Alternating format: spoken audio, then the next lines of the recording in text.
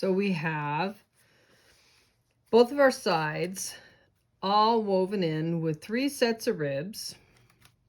And I'm always looking at the bottom to see what we got going here. And you can see that things aren't exactly flat over here, right? And this looks pretty good, but that guy's a little short, yada, yada. So this is how we make all those little errors go away. You need a long piece of a weaver, and we're going to find the center. And what we're going to do is we're going to loop that over that bottom piece of the handle, right? So the bottom piece, and we are going to weave this out. So I am going to start here, and this, my weaver to the right is going to weave up, and my weaver to the left is going to weave to the bottom of the basket. And all I'm trying to do at this point is look and see, how do I get a flat bottom? And I can see by looking at this guy here that that flat bottom is gonna need a little tweaking, because that guy there is too high. If you can see that or not. So I would need these guys all about the same, you know, width right here. Now I can shove one over, but he's still going to be then too close to this guy. So I'll look and see. Okay, I think maybe I can take you out of here. And this always is easier when it's dry, but I don't want to lose that weave, right? So I got to make sure that I take my awl and I thread it down through there. So I'm just going to cut off, I don't know, maybe a ½ inch. And then I'm going to go right alongside of that awl and then take that out and see what she looks like. And I'm going to pull this out just a little bit because I can stick that down in there, see? So I'm going to go back up here and look. That's a little better. Yeah, so I'm going to try this just over and under. Now remember I said the weaver on my right, I'm going to weave from my top up. And now this is why we made those pivotal ribs out of number 8, because they have some rigidity and it'll keep my shape. If I had done them all with that 1/4 inch oval and I tried to do this, it would bend that and I'd lose my shape. So I'm going to bring this all the way up to the rim, and then I'm going to go around. You know, and these first couple are like little sloppy, but that's the way she goes. So what I'm doing now, as I go back here, I'm checking to make sure everything looks okay, because this is going to flatten out the basket. So, and I'll make sure they all look good on one side. And the side that I'm making it look good on is this side. Because if I look over here, I got a pooch. So I'm just not going to look at that side at the moment. I'm going to do like 3 rows of this to get these settled where they need to be. And I'm only looking at one side to make sure of it. And then I'm going to go and make any adjustments that I need to.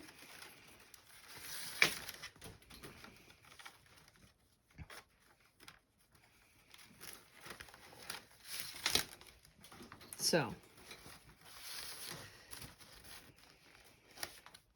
and you need about 3 or 4 rows to make, you know, to get everything lined out. And I'll go ahead and leave this one on this side. And I still have enough room then to make adjustments in the shape of the basket.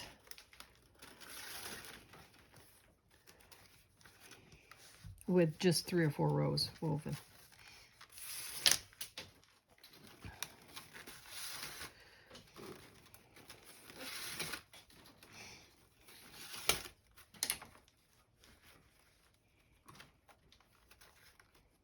It's over, so what have I done here? That's 2 over.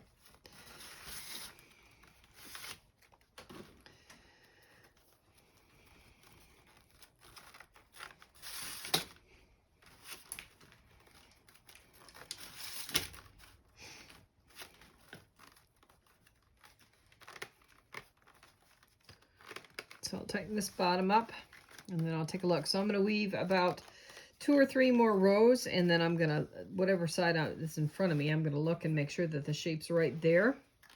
And I'm going to make any adjustments that I need to, and I'll show you a couple of how I do that. So this is looking pretty good here. As far as having a flat bottom, and that's what we're looking for on this particular basket. And you can see that, well, it's probably not the most melon-y of melon baskets, but I like a squared bottom on mine. So if it was a true melon basket, this would all be oval instead of out, but that's kind of how I make mine.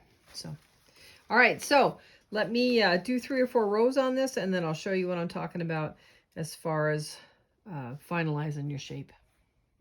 Okay, so I've looked at both sides, and I've got like 3 rows here. That side looks pretty good to me. Shape looks pretty good. And then I'm coming over here and I'm looking, and I'm feeling pretty good about that too. So I'm gonna keep going on my centerpiece here, and I want about maybe 2 inches worth of weave. And then we'll talk about doing turnbacks. Okay, so I have woven out that strip, that nice long strip as far as it would weave out. And I have one side looking good, I think. I like that side. But when I come over and look here, I got some poochy-woochy things coming over that I don't like. Okay, so what I'm going to do with my poochy-woochy thing is I'm going to have mine all ready, and I'm going to pull this out.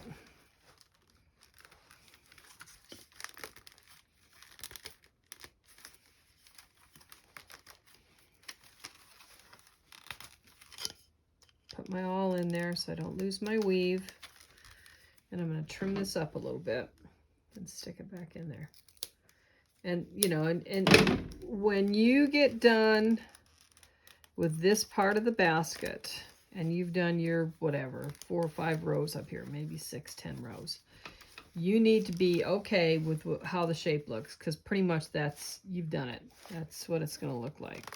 So, and I look at it from all angles. I look at it from the top, and I look at it from, you know, I want one side is just about as perfect as it can be.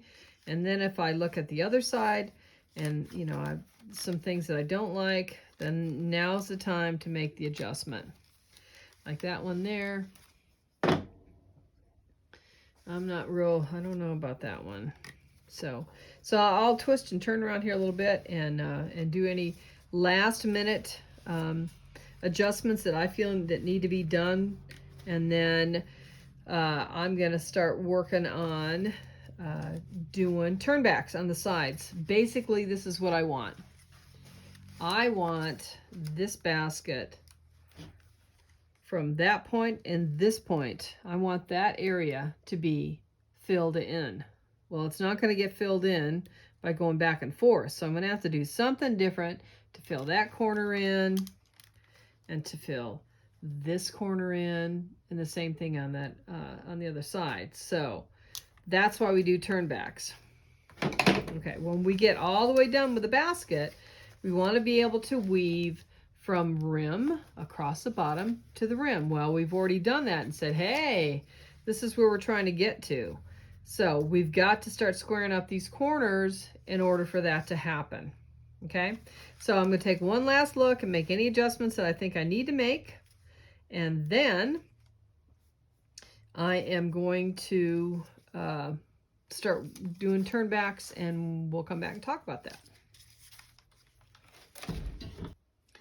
So let's talk about turnbacks.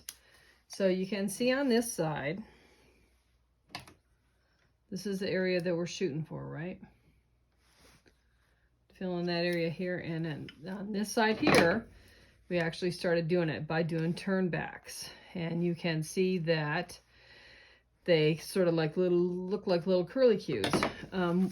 Here's what happens when we basically weave over them. This will be a little wetter. You actually weave right on top of them, and then you do not have, hello,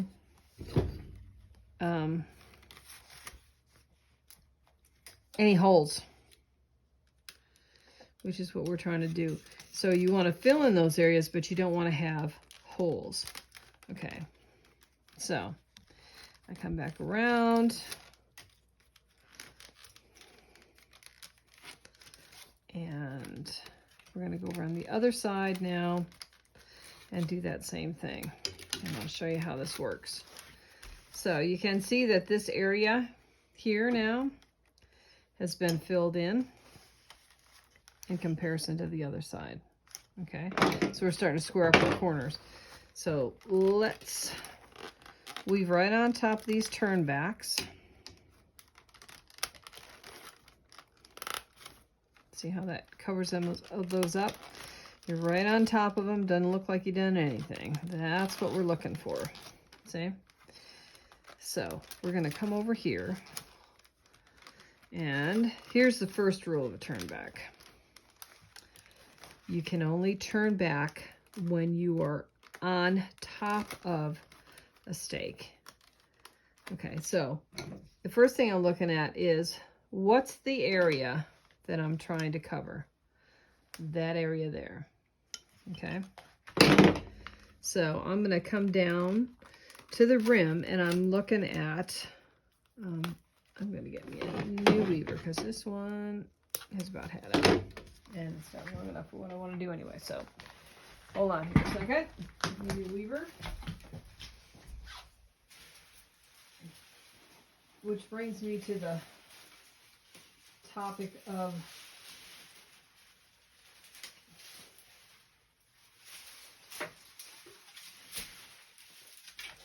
the length of weavers.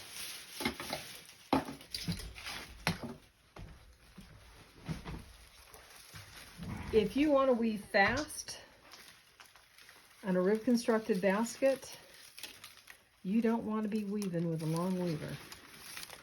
And I'll tell you why. Because as you can tell, they've got tight spaces that you're weaving in, right? And all that tight space makes for more friction. And the more you have to pull it through, pull it through, pull it through, pull it through, pull it through on every time you go, the more friction there is, and the more your weaver is going to deteriorate. That is just the way it is. So if you have a shorter weaver, you can weave faster because you're not pulling that through it each time, and it's not going to get as ratty because there's less friction on it. Okay, so we're going to come down here and we're looking for a rib we can turn on that I can start on top of. All right, and as we weave, we want to make sure the stuff stays tight. I'll probably get rid of these things now.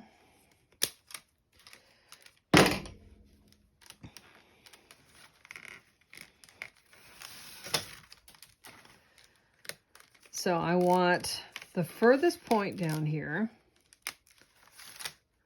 that I can make a turn on the top of, which is going to be this one here, and not the rim, right? Okay, so when I make my turn, always has to be on top of, right? But I want to turn to the inside. The inside, not on top of where I normally go, but to the inside. Okay, what does that mean? Normally I would just go right on top here and make my turn. I'm going to the bottom or the inside. And I'm going to pull that down. Okay, and so that actually kind of makes a diagonal.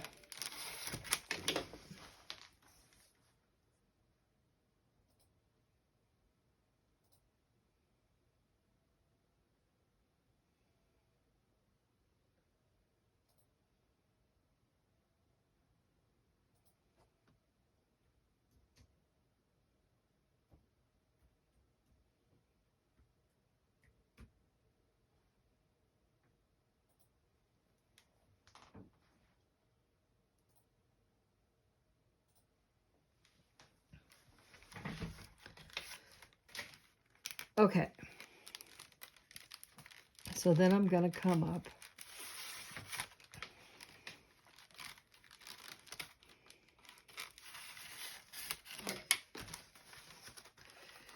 and what I'm looking for here as I come up is where does this line start dropping? Okay, and what's the first one that I can come to? That'd be over, under, over, over, under, over on the drop. So that looks like there. And what I'm trying to do is level it out. So that's the first one that I'm going to turn on. So remember, I want to turn to the inside. Turn to the inside, not the outside, the inside. Okay? And there's a reason you do this. Now, we're going to keep going back and forth.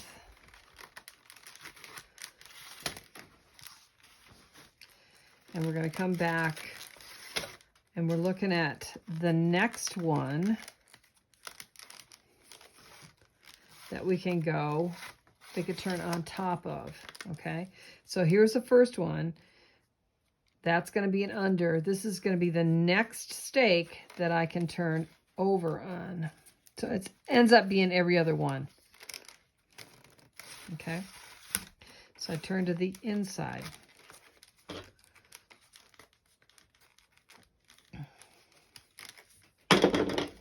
The reason I turn to the inside is so that we don't have holes.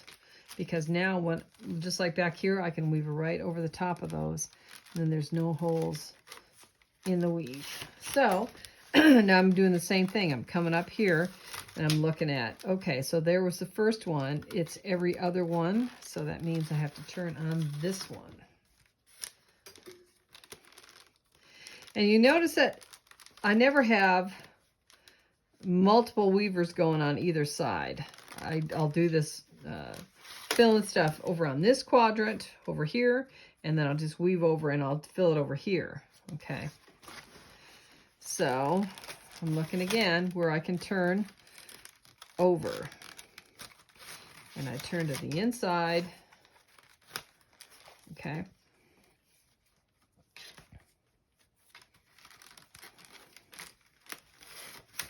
and then I'm going to come up here, and the only other place that I could turn is I could make a turn here if I wanted to do that, because that was where my last one was. So every other one I can make a turn on here. So I'm always turning to the inside, right? So now I can weave all the way down to the rim, and I'm actually weaving on top of those turnbacks.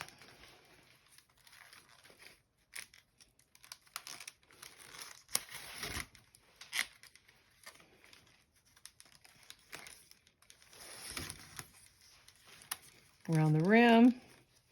And then once I've gone past that, and you know, like with 2 rows, it's like you've cleaned your slate. And so if you need to do more turnbacks, which you will, then you can do that again. So you do your section of turnbacks, however many you can do, okay? And see, I'm making sure to weave right on top of those turnbacks.